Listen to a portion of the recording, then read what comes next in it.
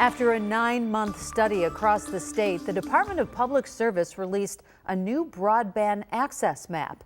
Now, this was mandated by the state legislature in last year's budget bill. 2 on Your Side's Nate Benson continues our coverage of this topic tonight with a closer look at what the data reveals.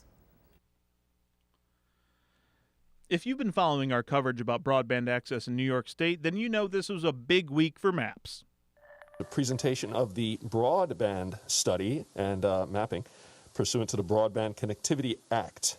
And here were the results. We have determined that 97.4% of address locations in the state are served. 0.1% of address locations are underserved, and 2.5% of address locations in the state are unserved. So how did the DPS get this data?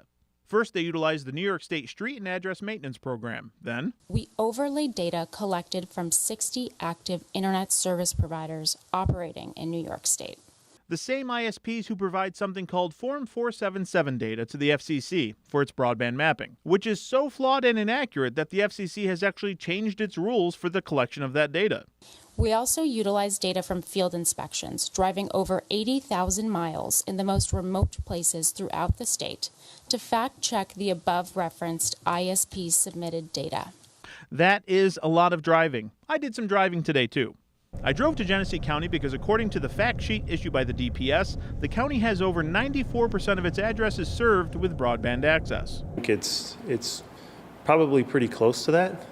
The problem is if you're that 5 or 6%, you know you don't have coverage. It's a utility now. Every business needs it to run. Every residence needs it. I also drove out to Elba and caught up with John Oakes. The map data for his family is askew too. Well, when I checked it out, it did say that my in-laws were covered. And when I checked Spectrum, they're like, no, they don't run out to that address. You may remember John struggled to get internet because Spectrum wanted to charge him $20,000 to run just over 800 feet of cable. What they're saying and what is actual fact is complete opposites. One issue outlined in the report given to the commission was that approximately 42% of address points in the state are served by only one provider. Why is it that we have the people with the lowest income having the highest prices and the lowest speeds?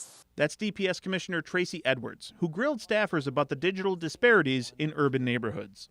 And we don't have a action in the recommendations to address this. So while I continue to look at this map, I encourage you to do so as well. And if the map tells you that you do have access, but you actually don't have access, let me know. You can send me an email at broadband@WGRZ.com. But if you don't have access, that might be hard, so you can certainly send me a letter or telegram or carrier pigeon if that works too. In Buffalo, Nate Benson, Channel 2 News.